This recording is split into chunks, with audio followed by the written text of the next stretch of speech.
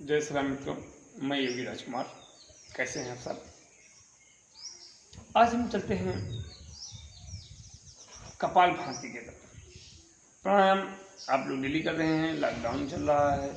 इस लॉकडाउन में हमें डेली अपने घर पर ही प्राणायाम करना है और लॉकडाउन के बाद भी हमें प्राणायाम करना है, क्योंकि हमें स्वस्थ रहना है। और स्वस्थ रहने के लिए एक ही ऑप्शन है कि हम प्राणायाम डेली करें। जैसे हम भोजन करते हैं, भोजन करने से हमारे शरीर को ऊर्जा मिलती है, शरीर हमारा गतिमान रहता है। लेकिन जो हमारे शरीर के अंदर के जो पार्ट्स हैं, जो अंदर के अंग हैं, जो हमारी मशीनरियाँ हैं, जो हमारी इक्विपमेंट हैं, इनको हम कैसे स्वस्थ रखें? अगर ये स्वस्थ हैं तो हमारी ये जो पूरी कंप्लीट शरीर है, ये हमें लंबे समय तक हमारा साथ देगी। लेकिन अगर ये वीक है, ये कमज़ोर है, तो हम ये मान के चलें कि हमारा शरीर भी कुछ दिन के बाद ढलने लगता है। फिर हम अपने आप को दवा से कंट्रोल करना चाहेंगे, अपने आप को कहीं और के माध्यम से कंट्रोल करना चाहेंगे, लेकिन फिर होगा ये कि हम पैसे तो खर्चा करते हैं और परेशानी भी साथ में हमारे शरीर में ही होती है। तो मित्रों, मैं चाहूँगा कि आप लोग जिस हिसाब से मेहनत से जैसे भी अपने जीवन में 1 रुपया, 10 रुपया, 1 लाख, 10 लाख, करोड़, 10 करोड़, जो भी आपके जीवन में बचत हो रही है, आप कर रहे हैं, आप कमा रहे हैं, उसको आप अपने लिए, अपने परिवार के लिए, उसके बाद अगर बचे तो अपने समाज के लिए लगाने के लिए सक्षम हो। इसके लिए सबसे जो सुदृढ़ और सबसे जरूरी काम है वो प्राणायाम है। प्राणायाम जब हम करेंगे तभी हम स्वस्थ रहेंगे। प्राणायाम से हमारे ये जॉइंट्स पेन शुद्ध रहेंगे। प्राणायाम से हमारे बॉडी के हार्मोन्स शुद्ध रहेंगे। प्राणायाम से हमारे वात, पित्त और कफ तीनों संतुलित रहेंगे। प्राणायाम के माध्यम से हम अपने शरीर के सारे अंगों को लंबे समय तक, 100 साल तक लंबी आयु प्रदान कर सकते हैं।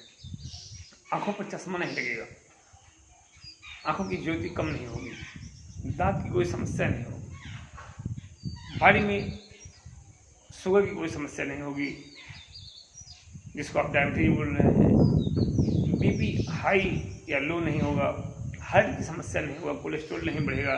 तो इन सब के लिए हमें प्राणायाम करना अति आवश्यक है। प्राणायाम से हमारी प्राण शक्ति इतनी मजबूत होगी कि हम जो भी कुछ कर रहे हैं, जैसे भी जहाँ भी हैं, ऑफिस में हैं, ड्यूटी में हैं, लेबर हैं, किसान हैं, गृहस्थ हैं, गृहिणी हैं, जो भी हैं, जिस पोजीशन पर हैं, उस पोजीशन में हम लंबे समय तक जीवित रहकर और लंबे समय तक समाज को के लिए और अपने परिवार के लिए अधिक से अधिक काम कर सकेंगे। तो इसके लिए हमें स्वस्थ रहना बहुत जरूरी है। स्वस्थ रहने के लिए सबसे जो आसान उपाय है वो है निःशुल्क प्राणायाम, जहाँ कि आपको कुछ लगता नहीं, सिर्फ आपको इतना ही लगता है कि आपको समय देना पड़ता है। दूसरी पद्धतियाँ ऐसी हैं जिसमें आपको समय भी देना है, पैसे भी देना है। जैसे मान लीजिए आपको कहीं कोई बीमारी हुई और आप डॉक्टर्स के पास गए, तो कभी डॉक्टर्स नज़दीक में होते हैं, कभी बहुत दूर होते हैं। तो एक तो आपको आने जाने का खर्चा, दूसरे आप डॉक्टर्स को पैसे देने का खर्चा, तीसरे आपको दवाइयाँ खरीदनी है, और चौथे आपके समय का खर्चा, और पाँचवें आपके साथी सहयोगी जो हैं उनको साथ में समय देने का खर्चा। तो ये सब अगर हम देखें तो हमारा बहुत लंबा इन्वेस्टमेंट होता है। और होता क्यों? दूसरी बात, सबसे बड़ी बात मैं ये बताना चाहूँगा कि अगर हम प्राणायाम कर रहे हैं तो आपको जो लगता है कि 1 घंटे आप डेली प्राणायाम में दे रहे हो, आप अपने साथ के किसी मित्र को ले लीजिएगा जो प्राणायाम ना करते हो। मैं ऐसा नहीं कहता हूँ कि भगवान किसी को प्रॉब्लम में डालें, लेकिन ऐसा ज़्यादा होता है कि आपके साथ के लोग जो कुछ आपके साथ पढ़े होंगे या आपके साथ बिजनेस में रहे होंगे, तो कुछ लोगों को ऐसा होगा कि वो बहुत मोटे होंगे, कुछ लोग बहुत बीमार होते होंगे।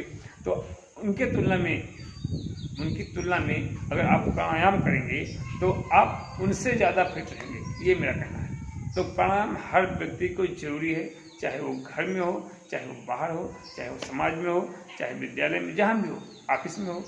और प्राणायाम में हम करेंगे, सबसे बड़ी बात होती है कि हम प्राणायाम में करें क्या। हम एक टॉपिक आपको देंगे कि प्राणायाम क्यों करें। अभी तो हम ये बता रहे हैं कि प्राणायाम में करें क्या। प्राणायाम में करें क्या का मतलब ये है कि सबसे पहले हमने जैसे बताया आपको अनुलोम विलोम प्राणायाम, दाहिना हाथ उठाएंगे और दाहिने अंगूठे को बंद करके सांस को खींचेंगे, लंबी गहरी सांस, और दूसरे से छोड़ देते हैं, फिर दूसरे से खींचते हैं, दूसरे से छोड़ते हैं, माने बाएं से लिया दाहिने से छोड़ा, दाहिने से लिया बाएं से छोड़ा। लेकिन अब हम बताते हैं दूसरा प्राणायाम जो कपालभाति है। कपालभाति में क्या करते हैं, हम सांस को बाहर छोड़ते हैं, ऐसे पद्मासन में बैठ गए, ऐसे पद्मासन में हम बैठ गए हथेली ज्ञान मुद्रा में, और उसके बाद ध्यान मुद्रा में हथेली रहेगी ऐसे, और सांस को बाहर छोड़ेंगे। लेकिन सांस को बाहर छोड़ने का तरीका क्या है, आप अपने हाथ को आगे लीजिए और हाथ पर फूंक मारिए से,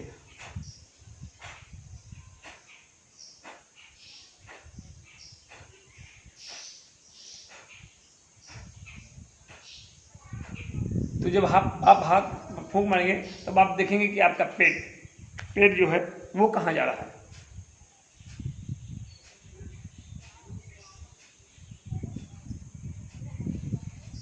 तो ये फूंक जो हमने फूंक मारा, चाहे जैसे मोमबत्ती को आप बुझाते हैं, कैंडल को बुझाते हैं तो फूंक मारते हैं ऐसे बर्थडे पर, ऐसे करते हैं। तो जब फूंक मारते हैं तो उस फूंक को झटके से जब आप मारेंगे तो आप देखेंगे कि आपका पेट, आपका स्टमक कहाँ जा रहा है। तो ये फूंक हमें नाक से मारना है, मुंह से नहीं मारना। ये फूंक हमें नाक से कंटिन्यू मारना है 5 मिनट तक। आप करेंगे तो पहले 1 मिनट करें, 2 मिनट करें, आपके यहाँ साइड में दर्द हो सकता है, कहीं पेट में दर्द हो सकता है, रुक जाए, फिर आप स्टार्ट करें, और फिर आप 2 मिनट करें, फिर रुक जाएं, फिर ऐसे ऐसे करके आप 5 मिनट लगातार करें, और 5 मिनट के बाद आप फिर 10 मिनट लगातार करें। अगर आपको कोई बीमारी है, बीपी, शुगर, दमा, हार्ट की समस्या है, तो आपको 10 मिनट से 15 मिनट डेली कपालभाति करना है, और 10 मिनट से 15 मिनट अनुलोम विलोम करना है। तो कपालभाति पर हम चलते हैं, लगातार कपालभाति। सांस को 1 सेकंड में बाहर छोड़ेंगे,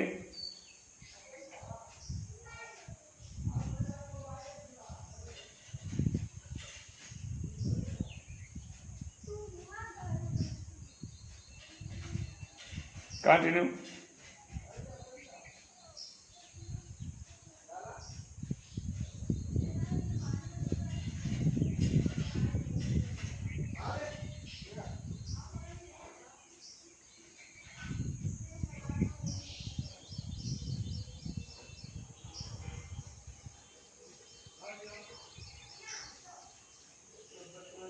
लगातार।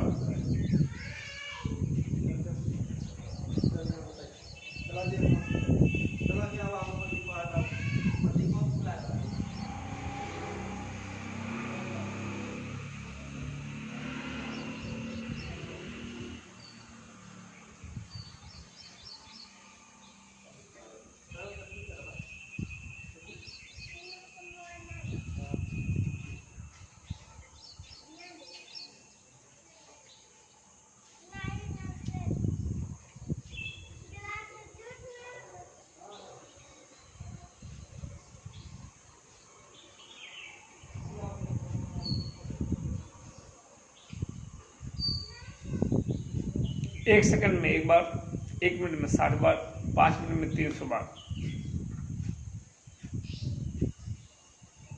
पद्मासन में हम बैठेंगे तो हमारी जो रीढ़ की हड्डी है वो सीधी रहेगी, हमारी पूरी बॉडी सीधी रहेगी, और हम लगातार कपालभाति करेंगे।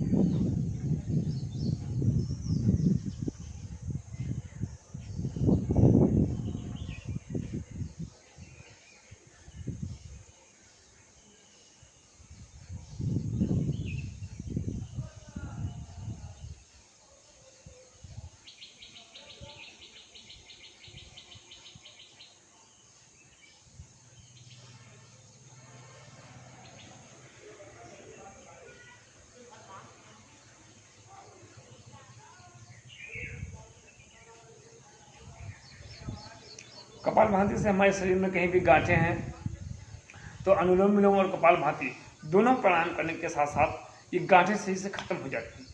अगर जो हमारी बॉडी के हार्मोन्स अनबैलेंस हैं, इसमें दोनों प्राणायाम करने से हमारी बॉडी के हार्मोन्स जो है बैलेंस हो जाते हैं। जो हमारा वात पित्त कफ है, इसका संतुलन बना रहता है। तो हमेशा अकेले प्राणायाम नहीं करना है। प्राणायाम में 2-3 प्राणायाम 4 प्राणायाम डेली करना है और सारे प्राणायाम मिलकर के आपको 1 घंटे, आधे घंटे में भी पूरा हो सकते हैं, 1 घंटे में भी पूरा हो सकते हैं। तो जैसे भी हो आपको प्राणायाम करना ही करना है। अगर आपको स्वस्थ रहना है तो हमारा शास्त्र कहता है कि पहला धन जब स्वस्थ हो काया, और दूसरा धन जब घर में माया, तीसरा धन जो पहला धन बताया गया है वो शरीर स्वस्थ होने के लिए बताया गया है, और धन अर्निंग की व्यवस्था जो बताई गई है वो दूसरे नंबर पर बताई गई है। अगर आपके घर में बहुत पैसा हो और आप बीमार पड़े हो, बेड रेस्ट हो गया हो, डॉक्टर बोल दिया हो कि आप 6 महीना या 1 महीना चलेंगे, उसके बाद आप जीवित नहीं बचेंगे, तो आपको उस धन से क्या मतलब है? मेरा मतलब यह है कि होना जो है वो तो होगा, लेकिन हम अपने आप से ऐसा ना हो कि हम बीमार हों। जिससे आज हम जो भोजन कर रहे हैं ये भोजन दूषित है। दूषित का मतलब ये है कि इसमें केमिकल्स हैं, इसमें दवाइयाँ पड़ी हैं, तमाम ऐसी बातें हैं जो हमें शुद्ध नहीं मिल पा रहा। दूध हम लेते हैं, हम कभी डेयरी तक जाते नहीं देखने कि डेयरी वाला गाय रखा है या भैंस रखा है या रिफाइंड का दूध बना के बेच रहा है। कभी एक बार आप उसके घर पे जाइए, देखिए, उसके बाद आप अपने आप को जो आपके भोजन की चीज़ें हैं उसको आप आहार, आचार और विचार, इन सबको जब आप शुद्ध रखेंगे तो आपको हमेशा और आप हमेशा स्वस्थ रहेंगे तभी आप मस्त रहेंगे, और मस्त रहेंगे तो आप व्यस्त भी रह सकते हैं, यानी कि आप काम लंबे समय तक कर सकते हैं। तो आपको अपने जीवन के लिए जो भी जहाँ भी हो समय निकालिए। तुलसीदास जी ने जैसे एक छोटी सी बात लिखी थी कि एक घड़ी आधी में पुनियाद है, और तुलसी संगत साध के कटे कोट अपराध, यानी कि एक घड़ी, 1 घंटा जो होता था, 1 घंटे से भी कम, आधा, आधों में भी आधा, आधे में भी आधा, 1 सेकंड आप ले लीजिए, पल की बात कर दिया उन्होंने कि इतना समय अगर आपने साधना में दिया है, साधु का मतलब साधना में अगर दिया है, साधना तो हम नहीं कर पा रहे हैं, आप भी नहीं कर पा रहे होंगे, लेकिन आज वही साधना को हम योग के रूप में कर रहे हैं, हम अपने बॉडी को साध रहे हैं। तो अगर हम योग भी कर रहे हैं तो हमारी एक तरह से साधना हो रही है और हम स्वस्थ रहेंगे। तो जितना भी समय आप दे पाएँ दीजिए, कपालभाति आप लोग कंटिन्यू कीजिए। जय श्री राम, आपका दिन शुभ हो। धन्यवाद। भारत माता की जय।